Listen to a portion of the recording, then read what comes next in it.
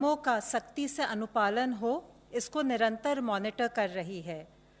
आर्थिक व्यवस्था को सुदृढ़ बनाने के लिए और नागरिकों को कुछ सुविधाएं प्रदान करने के लिए लॉकडाउन के दौरान कुछ गतिविधियों की अनुमति दी गई है। 26 अप्रैल तक देश में लगभग 80% से अधिक गेहूं की खेती की कटाई हो चुकी है। 2000 से अधिक मुख्य मंडियां यानी 80% मंडियों का संचालन प्रारंभ हो गया है। दाल और तिलहन की खरीद जारी है। किसान रथ ऐप ने कृषक और व्यापारियों के बीच लॉकडाउन के दौरान खरीद एवं बिक्री को सरल कर दिया है। 80,000 से अधिक कृषक और 70,000 से अधिक व्यापारी किसान रथ ऐप पर पंजीकृत हैं। मनरेगा के तहत भी कार्यों ने गति पाई है। वाटर कंजर्वेशन और इरिगेशन जैसे लार्ज कम्युनिटी असेट्स पर भी मनरेगा के तहत काम शुरू हो गया है और 2 करोड़ से ज़्यादा श्रमिकों को रोजगार प्राप्त हुआ है। सर्वे के अनुसार लगभग 60% फूड प्रोसेसिंग यूनिट्स ऑपरेशनल हो गई हैं। स्पेशल इकोनॉमिक जोन्स में 2,825 इकाइयाँ और इसके अलावा 350 एक्सपोर्ट ओरिएंटेड यूनिट्स भी क्रियाशील हो चुकी हैं। ग्रामीण क्षेत्र में निर्माण कार्यों से, ईंट भट्टों के संचालन से और सड़क परियोजनाओं इत्यादि के प्रारंभ होने से स्थानीय और प्रवासी श्रमिकों को फिर से रोजगार मिल रहा है। ये आवश्यक है कि इन सब कार्यों को करते हुए हम सावधानी बरतें, राष्ट्रीय निर्देशों का पालन करें, जैसे सोशल डिस्टेंसिंग, मास्क पहनना तथा स्वच्छता नियमों का और हेल्थ प्रोटोकॉल्स का अनुपालन करना। जैसे मैंने आप सबके साथ साझा किया था, गृह मंत्रालय द्वारा आपदा प्रबंधन अधिनियम के अंतर्गत गठित इंटर मिनिस्टीरियल सेंट्रल टीमों ने संबंधित राज्यों में पहुंचकर अपना काम शुरू कर दिया है। इन टीमों में वरिष्ठ स्तर के प्रशासनिक अधिकारी थे, सीनियर पब्लिक हेल्थ स्पेशलिस्ट और नेशनल डिजास्टर मैनेजमेंट अथॉरिटी से भी स्पेशलिस्ट थे। उनकी एक्सपर्टीज हम राज्यों के साथ शेयर करना चाह रहे थे, जिससे कि केंद्र और राज्य सरकार मिलकर कोविड-19 के नियंत्रण में सफलता पा सके। आज मैं 2 टीमों के फीडबैक के बारे में आपको जानकारी देना चाहूँगी। पुणे में आईएमसीटी ने विस्तृत दौरे किए हैं। उन्होंने पिंपरी, चिंचवाड़, खरलवाड़ी और बारामती कंटेनमेंट जोन्स के साथ साथ प्रवासी मजदूरों के शेल्टर कैंप्स, सब्जी बाजार, पीडीएस की दुकानें, जिला परिषद का कंट्रोल रूम, नगर निगम का वॉर रूम, अस्पतालों इत्यादि का दौरा किया है। आईएमसीटी ने पाया कि पुणे में कोविड-19 का डबलिंग रेट 7 दिन है, जो बाकी देश की तुलना में थोड़ा सा ज़्यादा है, और जहां देश में 23 सैंपल पर कोविड पॉजिटिव केस का एवरेज है, वहां पुणे में 9 सैंपल पर कोविड पॉजिटिव केस है। आईएमसीटी ने सुझाव दिया है कि हाई रिस्क व्यक्तियों की पहचान तेजी से की जानी चाहिए, टेस्टिंग बढ़ानी चाहिए, सर्वेलेंस बढ़ानी चाहिए, कॉन्टैक्ट ट्रेसिंग में भी तेजी लानी चाहिए, और जिससे कि हम ये कार्य पूरा कर सके। स्लम्स में, बाज़ारों में और अन्य स्थानों पर जहां सोशल डिस्टेंसिंग का पालन ठीक से नहीं हो पा रहा है, वहां प्रोटोकॉल का सख्ती से पालन कराना ज़रूरी है। स्लम्स में होम क्वारंटाइन के स्थान पर इंस्टीट्यूशनल क्वारंटाइन को बढ़ावा देना ज़रूरी है। डॉक्टर्स और अन्य पैरामेडिक स्टाफ, पुलिस अधिकारी, आवश्यक वस्तुएं और सेवाएं उपलब्ध कराने वाले दुकानदार और फल सब्जी के विक्रेता में भी कई लोग के कोविड पॉजिटिव पाए गए हैं। ये चिंताजनक है, क्योंकि ये लोग प्रतिदिन बहुत से लोगों से संपर्क में आते हैं। आईएमसीटी ने सुझाव दिया है कि इन वर्गों में प्रोटोकॉल्स का अनुपालन सुनिश्चित किया जाए, ताकि वे अनजाने में ही कोविड संक्रमण के कैरियर या सोर्स ना बने और स्वयं की भी सुरक्षा कर पाए। आईएमसीटी ने महाराष्ट्र के माननीय मुख्यमंत्री जी, राज्य के गृह मंत्री जी एवं वरिष्ठ अधिकारियों के साथ भी वीसी पर विचार विमर्श किया। अब मैं आपको जयपुर की आईएमसीटी के बारे में बताऊंगी। जयपुर की आईएमसीटी ने पिछले कुछ दिनों में डिस्ट्रिक्ट के hospitals, quarantine centres, containment zones और मजदूरों के लिए स्थापित रिलीफ कैंप्स का भी दौरा किया। उन्होंने मुख्य सचिव एवं वरिष्ठ अधिकारियों के साथ बैठक की और अपने अनुभव के आधार पर सुझाव दिया कि वॉल्ड सिटी में शाम को लॉकडाउन के नियमों का उल्लंघन ना हो, इसके लिए सख्त कदम उठाने की आवश्यकता है। उन्होंने कहा कि इस पर ध्यान दिया जाए कि राशन और आवश्यक वस्तुओं की सप्लाई और भी व्यवस्थित हो। क्वारंटाइन कैंप्स को आवासीय क्षेत्रों से दूर ले जाने की आवश्यकता है। उन्होंने टेस्ट के रिजल्ट्स की गति बढ़ाने पर बल दिया।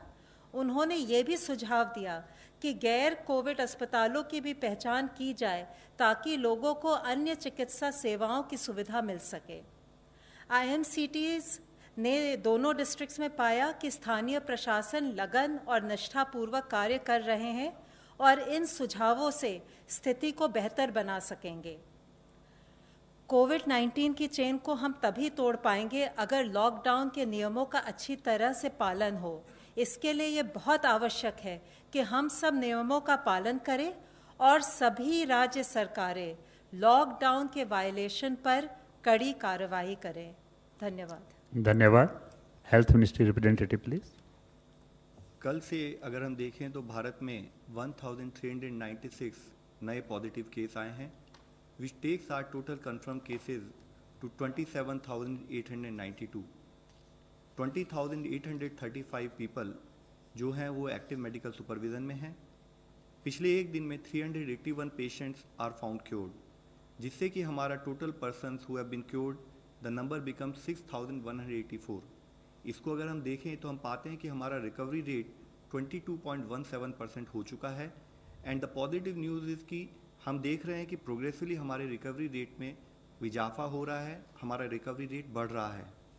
16 डिस्ट्रिक्ट हैं देश के जहां पर कि पिछले 28 दिनों से कोई केस रिपोर्ट नहीं हुआ है।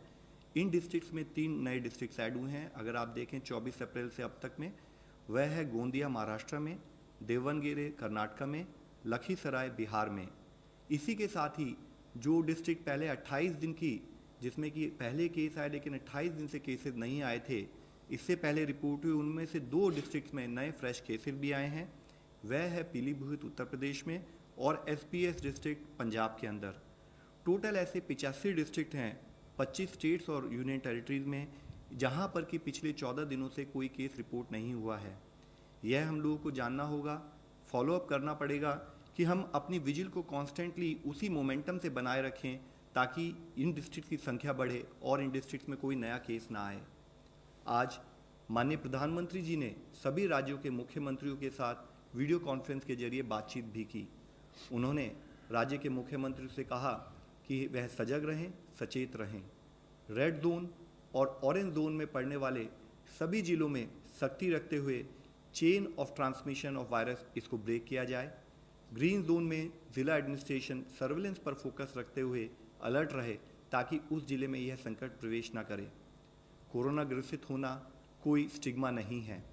जितनी जल्दी सच्चाई का सामना होगा उतनी जल्दी ही और उतने ही अप्रोप्रिएट तरीके से उसका समाधान होगा। एक मुख्य अंश के रूप में माननीय प्रधानमंत्री जी ने ये भी कहा कि इस समय में अन्य आरोग्य सुविधाएं जैसे कि डायलिसिस, अन्य बीमारियां, उनके ट्रीटमेंट आदि में भी कोई ढिलाई ना होने दें। परंपरागत मेडिकल व्यवस्था सुचारू रूप से चलती रहे। रेड जोन से ऑरेंज जोन, ऑरेंज जोन से ग्रीन जोन में जिले को ट्रांसफॉर्म करना ही हमारा मंत्र होना चाहिए। आज इसी संदर्भ में आप लोगों को मैं एक और मुख्य विषय के बारे में बताना चाहूँगा। आप सभी को पता है कि हम एक इन्फेक्शियस डिजीज से लड़ रहे हैं और इस लड़ाई में हमें सबका साथ चाहिए, लेकिन कभी कभी लैक ऑफ अवेयरनेस या लैक ऑफ प्रॉपर अंडरस्टैंडिंग के कारण हमारे मन में फियर या पैनिक घर कर लेता है और जो पॉजिटिव पेशेंट्स होते हैं या जो हमारे फ्रंटलाइन वर्कर्स काम कर रहे हैं, हम उनके साथ स्टिग्मा एसोसिएट करने लगते हैं। हम उन्हें स्टिग्मेटाइज करते हैं, हम उनके साथ भेदभाव करते हैं। लेकिन हमें समझना होगा कि हमारी लड़ाई बीमारी के साथ है, ना कि बीमार व्यक्ति के साथ। इस स्टिग्मा के चलते हुए कई बार पेशेंट्स भी अपने आप को छुपाने की कोशिश करते हैं और ट्रीटमेंट लेने से कतराते हैं। इससे ना केवल उस पेशेंट को हार्म होता है, उसकी फैमिली को हार्म होता है, बल्कि पूरी सोसाइटी को नुकसान होना संभव है।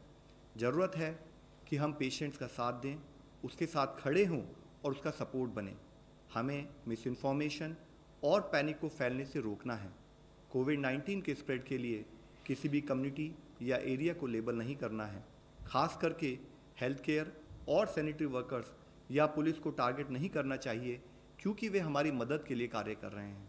स्टिग्मा के इस डीप रूटेड इशू को एक इंटेंसिव कैंपेन के माध्यम से आज हम सबको मिलकर एड्रेस करने की ज़रूरत है।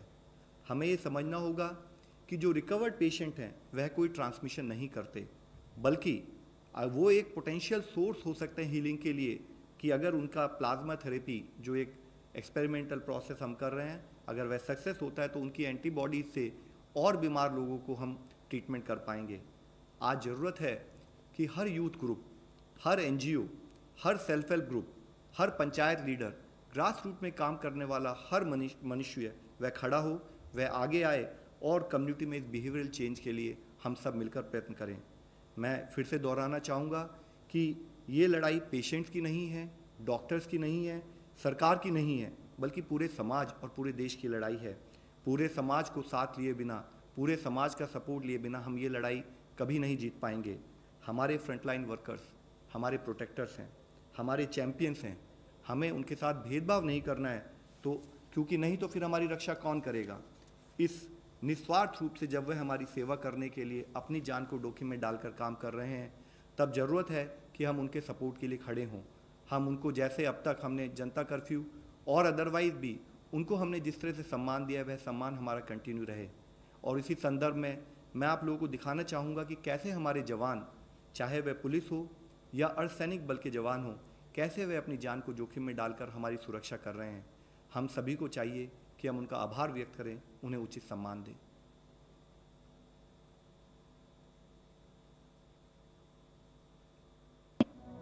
मुश्किल कितनी भी गहरी हो, डरना हमें जचा नहीं। डर के आगे घुटने टेके ऐसे मरना जचा नहीं। आंधी हो या तूफान हो, चलना अपना मकसद है। गहरा हो कितना भी अंधेरा, हमें ठहरना जचा नहीं। देश पर जब भी संकट के बादल घिरते हैं, देश के जवान एक सुरक्षा ढाल बनकर हर आपदा के सामने खड़े हो जाते हैं। ये शूरवीर कोविड-19 के खिलाफ जंग में भी अपनी जान की बाजी लगाकर भी अपना कर्तव्य पालन कर रहे हैं। चाहे क्वारंटाइन सेंटर्स के आसपास सुरक्षा के चाक चौबंद इंतजाम हो या लॉकडाउन का पूरी मुस्तैदी के साथ पालन कराना हो, अपना हर फर्ज पूरी शिद्दत के साथ ये कर्मवीर निभा रहे हैं। प्रधानमंत्री नरेंद्र मोदी के एक आह्वान पर सुरक्षा कर्मी, पुलिस के जवान, सेना और अर्धसैनिक बलों के जवान राष्ट्र सेवा में जुट गए। कोरोना संक्रमण से बचने के लिए मास्क की जरूरत हर जगह पड़ रही है। ये जनसेवक न केवल खुद मास्क मुहैया करा रहे हैं, बल्कि कई जगह तो खुद पुलिसकर्मी इन्हें बना रहे हैं। न केवल जरूरी चीजें मुहैया कराने में और सुरक्षा व्यवस्था को मुस्तैद बनाने में इन पुलिसकर्मियों और जवानों ने मिसाल पेश की है, बल्कि उससे भी एक कदम आगे जाकर कई पुलिसकर्मी इंसानियत की मिसाल पेश कर रहे हैं। फिर वो चाहे लॉकडाउन में किसी मासूम बच्चे के लिए जन्मदिन पर शुभकामना संदेश भेजना हो या फिर गीत गाकर लोगों की हौसला अफजाई करनी हो। इंदौर के पास राव में 13 साल की स्नेहा अपने जन्मदिन पर अकेला महसूस कर रही थी। स्नेहा ने पुलिस कंट्रोल रूम फोन किया। इसकी जानकारी फ्लैग मार्च कर रहे 10 जवानों को लगी तो वे उसका जन्मदिन मनाने के लिए उसके घर ही पहुंच गए। उन्होंने सोशल डिस्टेंसिंग का पालन करते हुए उसके साथ केक काटा और स्नेहा को शुभकामना संदेश भी दिए।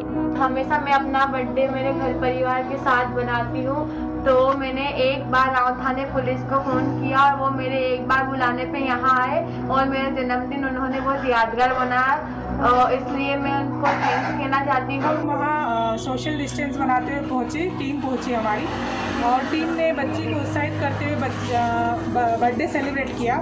सामाजिक चेतना लाने में भी ये जन प्रहरी पीछे नहीं है।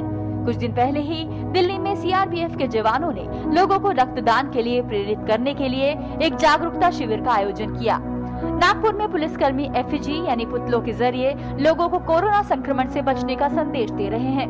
वहीं महाराष्ट्र के एक पुलिसकर्मी ने कर्तव्य निष्ठा की नजीर पेश की है।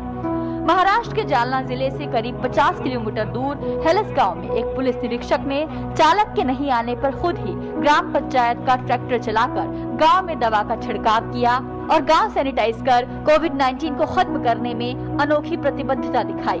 चंडीगढ़ में सीआरपीएफ के जवान जरूरतमंद परिवारों को खुद खाना बनाकर खाद्य सामग्री उपलब्ध करा रहे हैं। कोरोना संकट के समय पुलिस कर्मियों ने मानवता की मिसाल पेश की है, फिर वो चाहे गर्भवती स्त्रियों को ठीक वक्त पर अस्पताल पहुंचाना हो, दूर दराज के इलाकों में जरूरतमंद औरतों को सैनिटरी नैपकिन उपलब्ध कराना हो। यही नहीं, कई पुलिस कर्मियों ने लोगों को जागरूक करने के लिए बड़े ही रचनात्मक तरीके अपनाए।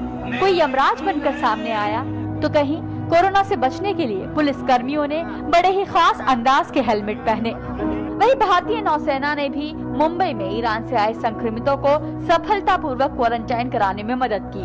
उनकी हर जरूरत का बेहतर ढंग से इंतजाम किया ताकि उनका हौसला न टूटे। साफ है, पुलिस फोर्स, सेना और अर्धसैनिक बलों के जवान कोरोना वॉरियर्स बनकर भी अपना फर्ज पूरी निष्ठा के साथ निभा रहे हैं। ये रात दिन अपनी जान जोखिम में डाल रहे हैं ताकि हम सुरक्षित रहें, हम महफूज रहें। इन महान शूरवीरों को देश का नमन। आज ज़रूरत है कि हम फिजिकल डिस्टेंसिंग का पालन करें ताकि हम अपने आप को बचा सकें, अपने पेरेंट्स को बचा सकें, अपने ग्रैंड पेरेंट्स को बचा सकें। अंत में मैं माननीय प्रधानमंत्री जी के कहे शब्दों को ही दोहराना चाहूँगा।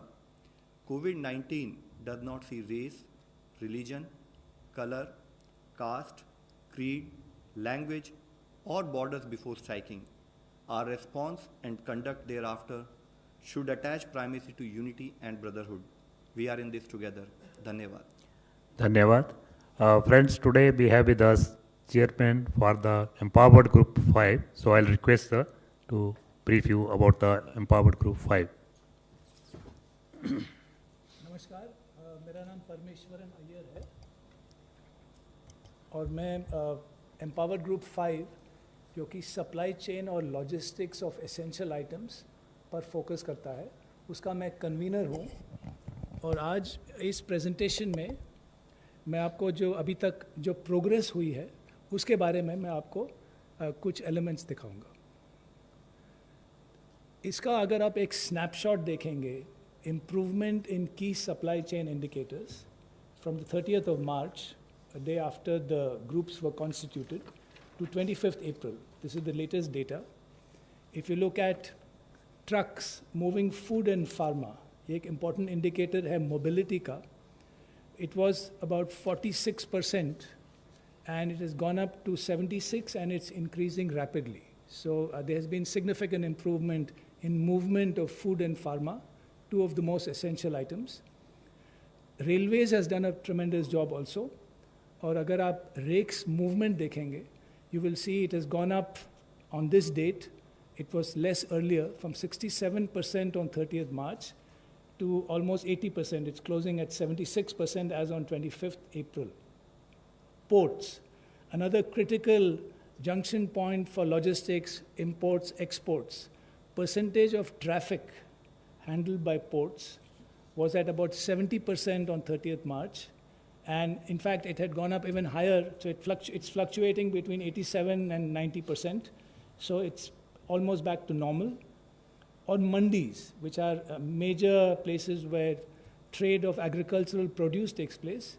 It was about 61% on 30th March, and it's almost 80% now. So this is giving you a snapshot of the significant progress made on essential supply chain items. This is just a quick snapshot of what does the empowered group focus on. हमारा जो group है, एक तो जो policy और implementation bottlenecks हैं उनको ease करना, ट्रबल शूट करना, और जितने भी लाइन डिपार्टमेंट्स हैं, चाहे वो रेलवेज हो, ports, traffic, mandis, food processing, we work very closely with them and the Ministry of Home Affairs. We also consult with stakeholders from outside, industry, food, pharma, transporters, wholesalers, retailers and mandis. We try to cover all the key stakeholders. उनसे हम consult करते हैं, उनके opinions लेते हैं, and then we factor that into recommendations which we make. Specific bottlenecks को troubleshoot करना. This is also very important. जैसे नासिक में the onion mandi had a problem when one person was tested positive. So we worked with Maharashtra government, with Agriculture Ministry, and then alternative arrangements were made. And then tracking key indicators, जैसे मैंने अभी आपको दिखाया, और disseminating of best practices of supply warriors. अभी love ने police के बारे में एक आपको अच्छा वीडियो दिखाया. There are a number of supply and corona warriors, चाहे वो postal department के हों, truck drivers हों, unloaders हों, ordinary people who are performing extraordinary work.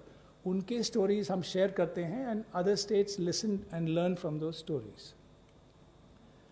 These are some specific examples which have been done over this period to ease the supply chain of essential items. These are examples जो कि हम Home Ministry के साथ बहुत ही closely coordinate करते हैं. Movement of vehicles. Very early Home Ministry made it clear there was no difference in movement between essential, non-essential. दूसरा बहुत ही important step Home Ministry ने लिया था कि truck driver के लिए आपको केवल driving license दिखाना है. You don't need to show any pass. Plus, 2 others will be allowed. Empty trucks were also allowed because there was some issue initially कि empty truck लौट रहा है, is there a problem? That was also allowed. Movement of workers and truck drivers. This was a major issue in the initial days. So movement of labor to and from residence is allowed with a pass. And railway, airport, seaport and customs can issue passes themselves in consultation with the local authorities. So these have been progressively relaxed, and despite the lockdown, all these are examples of specific relaxations which have enabled the supply chain and logistics sector. Distribution and availability of food. So farming operations have of course allowed, including rabi harvesting. Post 20th April, as you can see, as per the guidelines issued by MHA, again the supply chain was supported through softer elements. Dhabas are now functioning, repair shops for truck drivers, and of course operation of mandis, which is a very important part for the farmers to sell their produce, and manufacturing units. In fact, the entire manufacturing supply value chain, चाहे वो manufacturing हो, distribution हो, packaging हो, and all ancillary activities. So the forward and backward industry linkages were operationalized. Food processing specifically, particularly in relation to the farmers, and packaging unit operations were also allowed. So progressively, despite the lockdown conditions, the supply chain started increasing very consistently and has made good progress. These are some examples of which government institutions who are working round the clock to make essentials accessible to all. As all of you know, Honorable Prime Minister also mentioned many of these in his Mann Ki Baat address on Sunday. You take parcel trains by the railways. This has been a very, very successful operation at great effort by the railways. So 109 timetable parcel trains over 58 routes are running by the railways. They're carrying more than 400 rakes day and night, carrying food grains and other essential items. The IRCTC is serving 2.5 lakh meals, and they are willing to take this up even further across all 4 railway zones. 392 Lifeline Udan flights by the airlines are carrying 700 plus metric tons of essential cargo operated till date, and this is continuing. They are operating nationally and internationally for the supply chain. Medicines, 100 plus metric tons of medicines have been delivered by India Post. They're also taking food packets, and payment and DBT worth over 730 crores have been made by India Post. These are only some of the examples which many of the institutions are carrying out, but there's been a phenomenal effort at all levels of the supply chain operation. और ये हमारे जो stories from the ground हैं, उनके कुछ examples. Telangana में 8 Anganwadi teachers, they formed a community kitchen and are feeding migrants. There's a huge effort going on feeding the migrant workers. I'll come to that in my next slide. If you look at Jharkhand, a state livelihood promotion society is ensuring the supply of fresh vegetables to doorstep. In fact, Ahmedabad started a vegetable on wheels where the municipal corporation started delivering food to doorstep as well, which became a best practice example. And the Indian Air Force, an example of Operation Sanjeevani, which is an 18-hour operation where it airlifted 6.2 tons of essential medicines and consumables with its C-30 Hercules transport aircraft and took it all the way to the Maldives. They're operating also to remote areas like Ladakh as well. Some of the key supply chain indicators I want to come back to. And the indicators जो food supply से related हैं, they are seeing a consistent positive trend. If you look at prices of top, tomato, onion and potato, they have been largely stable during the lockdown. If you look at Pradhan Mantri Garib Kalyan Yojana and the National Food Security Act, under which 5 kilograms of wheat and rice and 1 kilo pulses have been distributed on a large scale. About 85 lakh metric tons are allocated per month for a total of 70 crore beneficiaries. This has been done. Cooked meals, this is extremely important, largely due to government and NGO partners and industry. This is a huge effort. आप देखेंगे कि 1.5 करोड़ लोगों को daily cooked meals दिया जा रहा है. And this has been going on for a long time, for the last month or so plus. So this has been a huge effort, a collaboration between government, between the NGOs, the private sector. Every district has a nodal officer to coordinate with NGOs. एक district का nodal NGO भी है, and they are fulfilling this task as per the requirement on a daily basis. If you look at supply of milk and LPG cylinders, this is almost the same as pre-lockdown levels. So there's been very little disruption. In fact, they have met all their targets. So finally, I just wanted to show you एक portal हमारे Empowered Group is operating together with Agriculture Department, which is a platform for supply of excess produce. So we have very close coordination with the resident commissioners of all state governments. उनके साथ हम बराबर मिलते रहते हैं through video conferencing. उनके requirements हम troubleshoot करते हैं. And wherever they have states which are supplying, जैसे Telangana, Andhra supplying mangoes, we are connecting them with states which will purchase them. There were mandis as well, which were, which were troubleshooted. For example, the Nashik mandi, Azadpur mandi is now running on a 24/7 basis. So in addition to that, we are also connecting supplying states with buying states. So these are just some examples of the work we are doing with state governments and other departments and private people.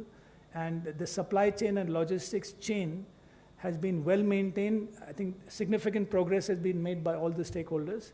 I just wanted to share these details with you. Thank you. Dhanyavad, sir. First question, Mohit Sharma. Times now.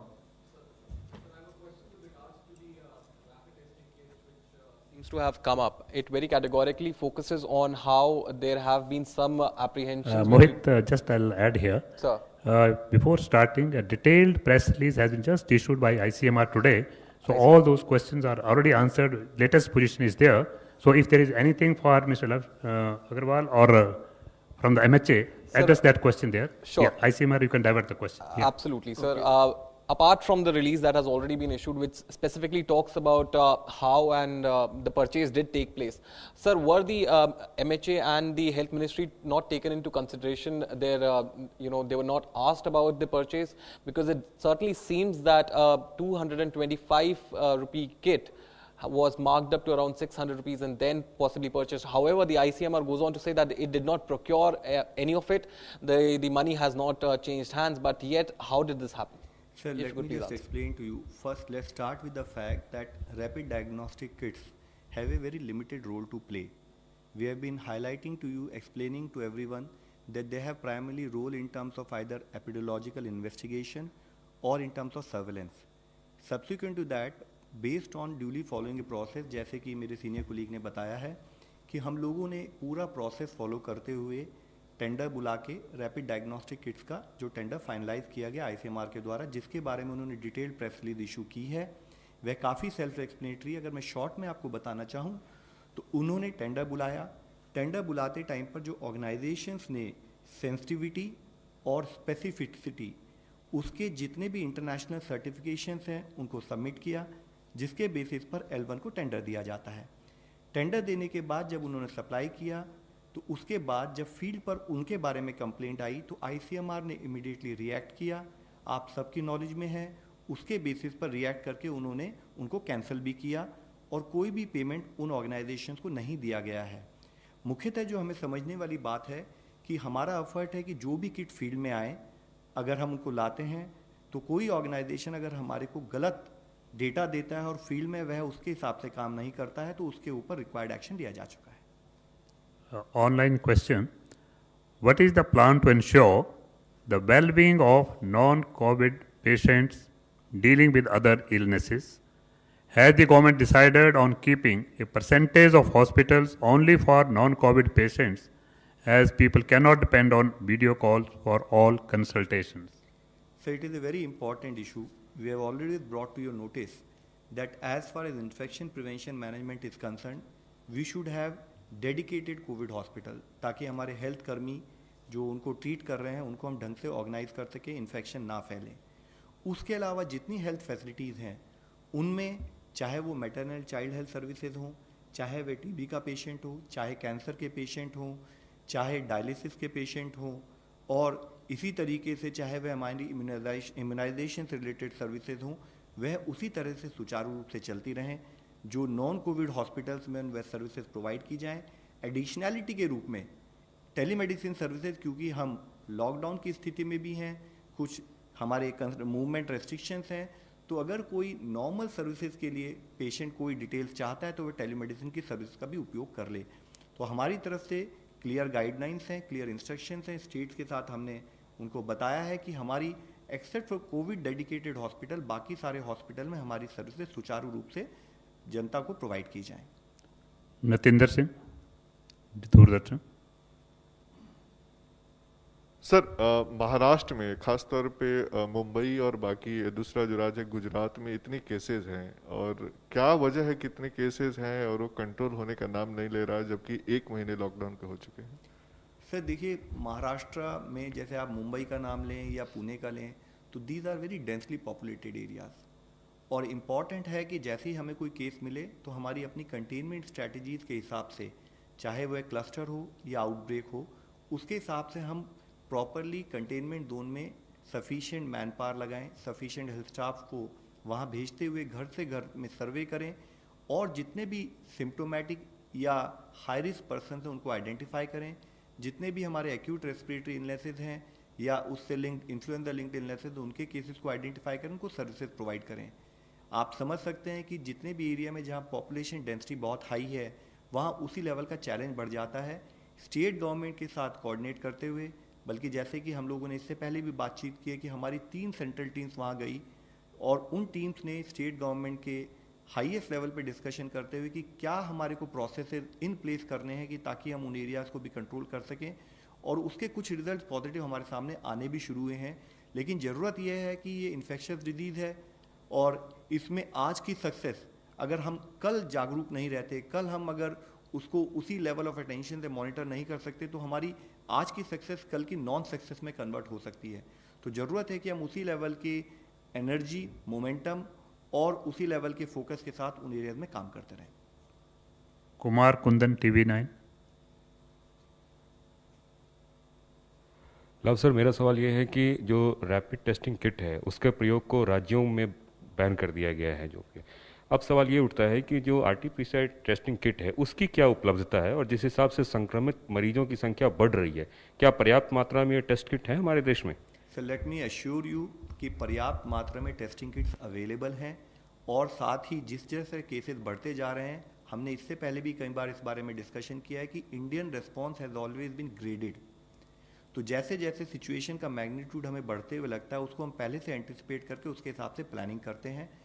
RT-PCR test is the gold standard test for identification of a positive patient, और उसके तहत अगर आप देखें कि अगर जनवरी में हमारे पास एक लैब थी, अब प्रोग्रेसिवली हमने लैब्स की संख्या बढ़ाई है।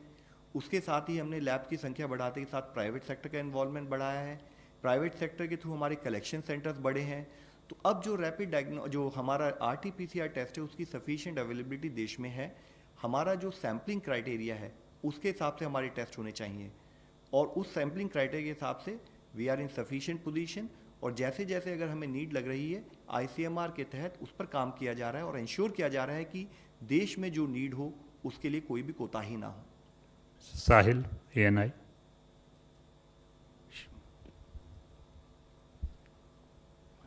So my question is for Love sir. It's related to RT-PCR only. So what is the present status of RT-PCR? How much do we have in hand? And when will we get the newer kits? And sir, will there be any change in the testing strategy as well? If you can reply. तो sir, इसके बारे में मैंने अभी आपको detail में response दिया कि जितनी किट्स देश में ज़रूरत है, जैसे कि हमारे ICMR के कुलीग इससे पहले भी आकर आपको बताते रहे हैं कि अगर हमारी एक्स कैपेसिटी है पर डे करने की in terms of lab and Regents, उसका भी हम एक 100% यूज़ नहीं कर पा रहे हैं, तो जो हमारे ICMR के लेवल पर sufficient amount of kits are available as far as RT-PCR test is concern. Not only sufficient amount of kits are available, we have also parallelly ensured geographical adequacy, क्योंकि बहुत ज़रूरी है कि जो केस जिस area में आ रहा है ताकि हम उसको जल्दी टेस्ट कर सकें, उसके लिए जोग्राफिकली डिस्पर्स लोकेशन पर भी हमारी लैब्स की और कलेक्शन सेंटर की अवेलेबिलिटी, उस पर भी हमने काम किया है. Last question, Pranay Upadhyay, ABP news. Sir, एक तो क्लैरिफिकेशन आपसे कि अगर आप कहते हैं कि पर्याप्त मात्रा में RT-PCR टेस्ट किट उपलब्ध हैं, तो किस टेस्टिंग क्राइटेरिया को आप ले रहे हैं, यानी प्रतिदिन कितने टेस्ट का अनुमान लेते हैं जिसमें आप ये आधार पर कह रहे हैं कि टेस्टिंग किट पर्याप्त है. दूसरा सवाल ये कि जो टेस्टिंग किट्स आप खरीद रहे हैं और करीब 45 लाख रैपिड टेस्टिंग किट्स और आ रही हैं और 25 लाख जो है वो कॉम्बो RT-PCR टेस्ट आप किट और खरीद रहे हैं ग्लोबल टेंडर से, तो उसमें ऐसी स्थिति ना आए कि इंपोर्टर और डिस्ट्रीब्यूटर के बीच का जो झगड़ा हाईकोर्ट में सामने आया, वैसी स्थिति ना हो, उसे अवॉइड करने के लिए या इंडियन मिशंस के थ्रू या जो direct government to government buying है, क्या उस रास्ते को एक्सप्लोर किया जा रहा है, कि ये लेसन लर्न्स क्या है इस घटना के बाद के आपके? तो सर, जैसे मैंने आपको पर्याप्त के बारे में बताया है, क्योंकि मेरे ICMR के कुलीग इस समय मेरे साथ नहीं, तो मैं एग्जैक्ट फिगर अगर मैं दूं तो आपको या तो एग्जैक्ट फिगर दूं या मैं आपको ये एश्योर कर सकता हूं कि जिससे कि हम हर बार डिस्कस करते हैं कि जितनी हमारी रिक्वायरमेंट है as a graded approach India में, उसके पहले ही सफिशिएंट ऑर्डर देकर उसको इंश्योर किया गया है. और इन टर्म्स ऑफ कि कब हम बोलते हैं सफिशिएंट है, तो उसको दो पैरामीटर्स हैं. एक तो ये है कि क्या हमारे पास sufficient number of labs with sufficient number of kits available है, एंड हम अपने जो क्राइटेरिया फॉर सैम्पलिंग है उसके तहत क्या हम सारे सैंपल्स कलेक्ट कर रहे हैं. तो अगर आप देखें, हम लोगों ने कई बार इस बारे में बात की है कि जो हमारे सैम्पलिंग क्राइटेरिया के हिसाब से जिन के सैम्पलिंग होनी है, उसके लिए आज भी जो हमारी कैपेसिटी है हम उसको 100% यूज़ करे बिना सारे सैंपल्स को टेस्ट कर पा रहे हैं. तो this I would like to request you, if you want 100% exact figures, we would provide you all the figures through his ICMR, but let me assure you that there is no dearth in terms of planning and organization of testing kits across the country. Second issue जो आपने बताया है कि देखिए, tender का एक बड़ा defined process होता है. उस प्रोसेस में जो भी ऑर्गेनाइजेशंस होते हैं वो अपने इंटरनेशनल या नेशनल सर्टिफिकेशंस प्रोड्यूस करते हैं. उसके बेसिस पर, टेक्निकल इवैल्यूएशन के बेसिस पर हमने कोई टेंडर फाइनल किया. उस टेंडर को फाइनल करने के बाद किसी भी कारण से अगर उस ऑर्गेनाइजेशन से जो प्रोडक्ट फॉल्टी आएगा, तो obviously as you are aware, तो as per the tender conditions उसके अंतर्गत उस पर हम कार्य करते हैं, उसका पेमेंट नहीं होता है. उस तरह के लर्निंग्स को इनकॉर्पोरेट करते हुए हम हमेशा इंश्योर करते हैं कि कोई भी किसी भी समय के इस टाइप की प्रॉब्लम हमारे को फेस ना करनी पड़े. Thank you friends, thank you very much.